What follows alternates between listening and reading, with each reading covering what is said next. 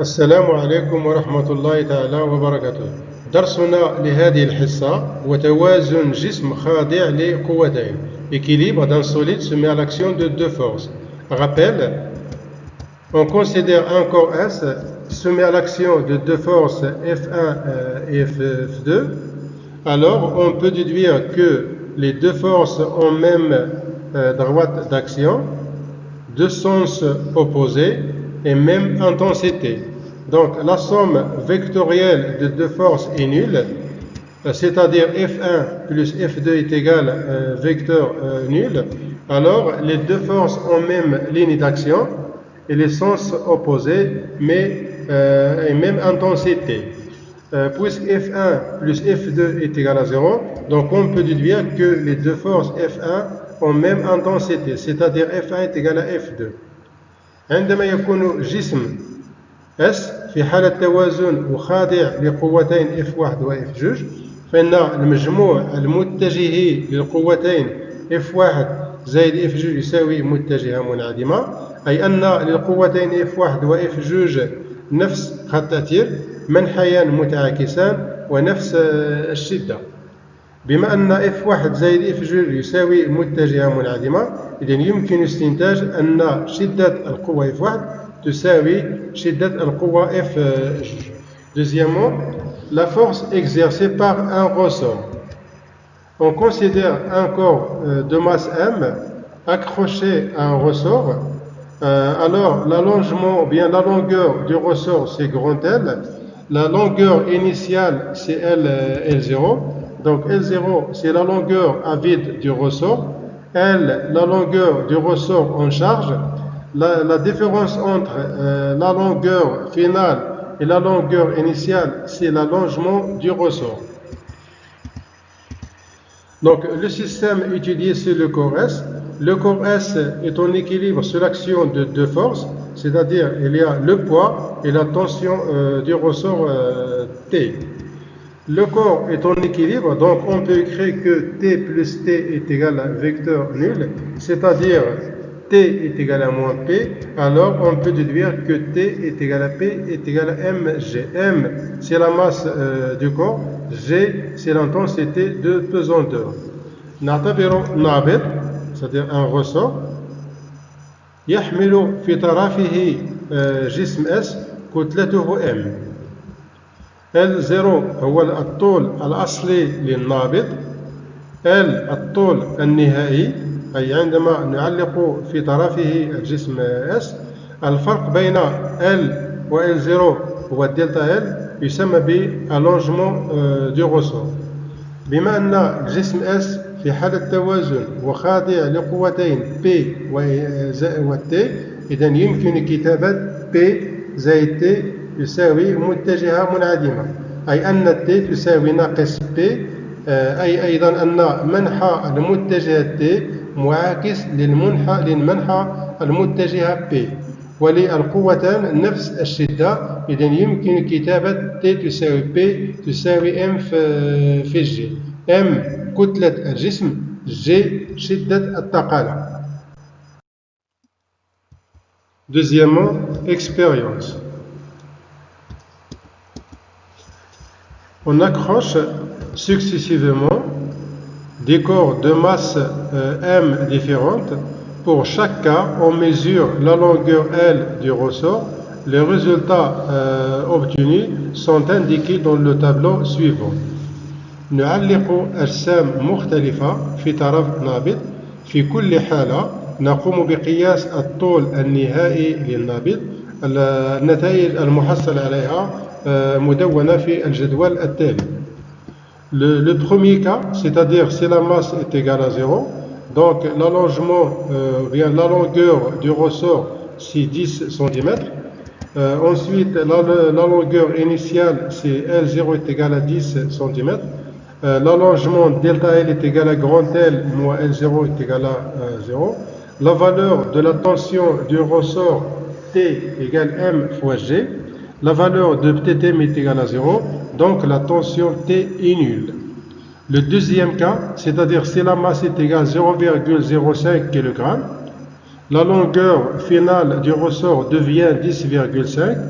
l'allongement initial c'est 10 cm, alors la valeur de l'allongement delta L est égale à 10,5 moins 10, c'est 0,5. La valeur de la tension du ressort T est égale à M fois G. La valeur de la masse c'est M 0,05. La valeur de G c'est 10 newtons sur kilogramme. Donc T est égal à M fois G est égal à 0,5 newtons. Le troisième cas, c'est la masse est égale à 0,1 kg. La longueur du ressort c'est 11 cm. L'allongement c'est 1 cm, c'est-à-dire 11 moins 10. La valeur de T, c'est 0,1 multiplié par 10, ça donne 1 newton. La même chose pour la masse 0,15 et ensuite 0,2. Maintenant, on va essayer de représenter les variations de la tension du ressort en fonction de l'allongement delta L. On obtient une courbe ou bien une droite qui passe par l'origine. Donc, on peut déduire que la tension du ressort T est proportionnelle à l'allongement delta L. C'est-à-dire T est égal à une constante K multipliée par delta L. La conclusion, la représentation graphique des variations de T en fonction de delta L est une droite qui passe par l'origine O. On en déduit que la valeur T de la tension du ressort est proportionnelle à l'allongement delta L. Alors on peut écrire que T égale K fois delta L. T c'est la tension du ressort, K c'est la constante de raideur du ressort, delta L c'est l'allongement. Les unités, pour la tension T, l'unité c'est le newton, delta L c'est-à-dire l'allongement en mètres, l'unité de K c'est newton par mètre. Maintenant, exercice d'application. Un ressort de longueur initiale L0 est égal à 15 cm. Quand on accroche, un corps de masse M est égal à 0,15 kg, sa longueur devient 17 cm. On donne la valeur de G 9,8 Newton sur kilogramme. La première question, faites le bilan des forces qui s'exercent sur le corps. La deuxième question, déterminez la constante de raideur du ressort, c'est-à-dire la constante K. La troisième question, déterminer la longueur du ressort quand on lui suspend une masse M' est égale à 525 grammes. La correction de l'exercice, la première question c'est le bilan des forces. Alors les forces qui s'exercent sur le corps sont, il y a T, c'est la tension du ressort.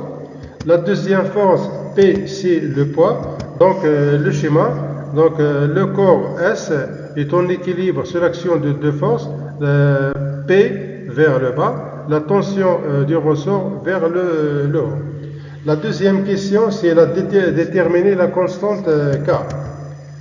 Le corps est en équilibre sur l'action de deux forces, alors on peut écrire T plus P est égal à 0. C'est-à-dire les deux forces ont même intensité. Donc les deux forces ont même intensité, alors T est égal à P. Et P est égal à la masse fois G. Maintenant on passe à l'application numérique. La valeur de la masse c'est 0,15 kg. La valeur de G c'est 9,8. Alors la valeur de la tension du ressort T est égale à 1,47 newton. Et on sait que l'allongement delta L est égal à L final moins L0.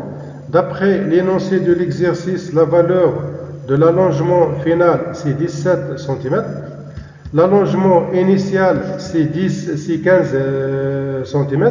Alors la valeur de delta L est égale à 17 moins 15, 10 à la puissance moins 2, ça donne 2, 10 à la puissance moins 2.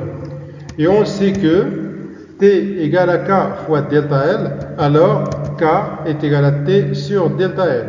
La valeur de T c'est 1,47 newton. La valeur de delta L c'est 2 10 puissance moins 2 mètres.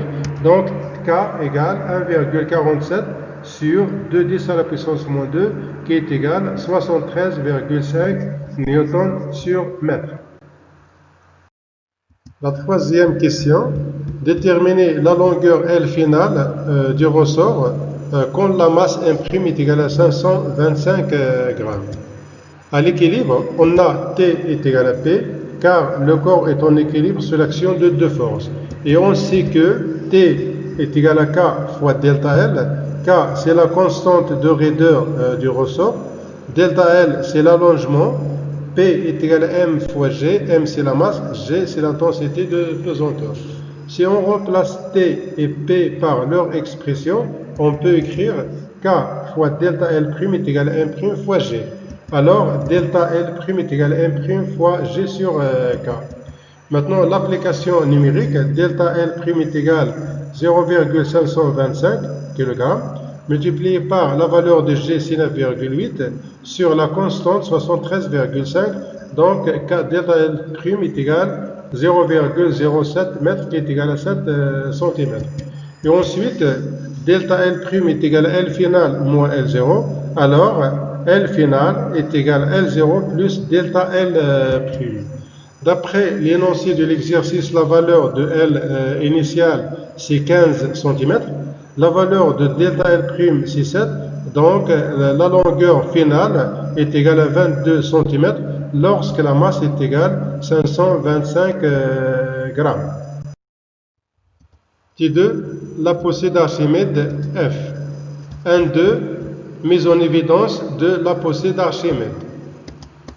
Lorsqu'on plonge un corps en plastique dans l'eau, il remonte à la surface. Cette observation s'explique par l'existence d'une force exercée par l'eau sur le corps. Cette force est appelée la poussée d'Archimède. عندما نغمر جسم من البلاستيك في الماء نلاحظ أنه يصعد نحو الأعلى. إذن يمكن استنتاج أن الماء يطبق قوة موزعة على هذا الجسم تسمى بدافعة أرخميدس. De expérience. Maintenant, on va essayer de déterminer la valeur de la poussée d'Archimède. Donc, expérience, on considère un corps de masse M suspendu à un dynamomètre. Dans ce cas, on observe que le dynamomètre indique une valeur de T1 est égal à 2 newtons. Lorsque le corps S est immergé dans l'eau, on remarque que le dynamomètre indique une valeur de T2 est égal à 1,5 newton. Donc il y a diminution de la valeur de T. Alors on peut déduire que la valeur de l'intensité de la poussée d'Archimède est égale à T1 moins T2 qui est égal à 0,5 newton. 3.2. Définition. La poussée d'Archimède est la force que subit un corps plongé totalement ou partiellement dans un fluide, c'est-à-dire dans un liquide ou gaz, symbolisé par FA. دافعة أرخميدس هي القوة المطبقة على جسم مغمور جزئيا أو كليا في جسم مائع. جسم مائع هو جسم سائل أو جسم غاز. نرمز لها ب FA. 4.2. Les caractéristiques de la poussée d'Archimède. مميزات دافعة أرخميدس. La droite d'action, خط التأثير, c'est la verticale passant par le centre de gravité de la partie immergée dans le liquide. الخط الرأسي المار من مركز قصور الجزء المغمور في السائل. Le sens du bas vers le haut. المنحى من الأسفل نحو الأعلى. Le point d'application, c'est le centre de gravité de la partie immergée dans le liquide. نقطة التأثير ومركز قصور أو ثقل الجزء المغمور في السائل. Maintenant, on va voir deux exemples. Par exemple, si le corps est totalement immergé, alors le point d'application de la poussée d'Archimède est confondu avec le centre de gravité du corps S. Le deuxième cas, si le corps est partiellement immergé. Dans ce cas, le point d'application de la poussée d'Archimède, c'est le centre de gravité de la partie immergée dans le liquide. Par contre, le point d'application du poids, c'est toujours le centre de gravité du corps S. FA, l'intensité de la poussée d'Archimède. FA, est égal ρ multiplié par V multiplié par G. FA, c'est l'intensité de la poussée d'Archimède exprimée en newton. Rho, c'est la masse volumique du fluide qui exerce la poussée d'Archimède, kilogramme sur mètre cube. V, c'est le volume de l'objet émergé dans le fluide en mètre cube. G, c'est l'intensité de pesanteur exprimée en newton sur kilogramme. شدة دافعة الخميس هي FA تساوي ρ في V في G. FA هي شدة دافعة الخميس، وحدتها هي نيوتن. ρ الكتلة الحجمية للجسم المائع الذي يطبق دافعة الخميس، وحدته هي كيلوغرام على المتر مكعب. V حجم الجزء المغمور في السائل أو في الجسم المائع، وحدته هي متر مكعب. G شدة مجال الثقالة نيوتن سور كيلوغرام.